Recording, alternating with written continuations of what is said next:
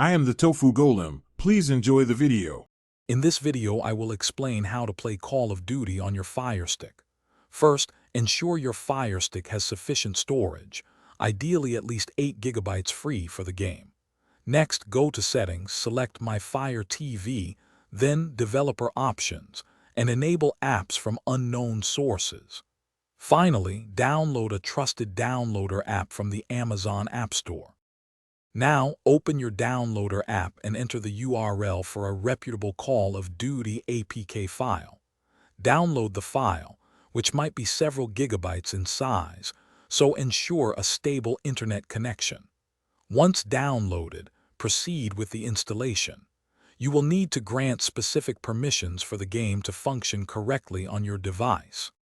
For a smoother experience, consider cloud gaming services. These platforms stream the game, reducing the need for large local storage and offering better performance. Services like GeForce Now or Xbox Cloud Gaming are excellent choices. Subscribe to your preferred service, then download and install its dedicated application onto your Firestick device. Finally, pair your Bluetooth gaming controller with your Firestick through the Settings menu. Once connected, launch Call of Duty or your chosen cloud gaming service.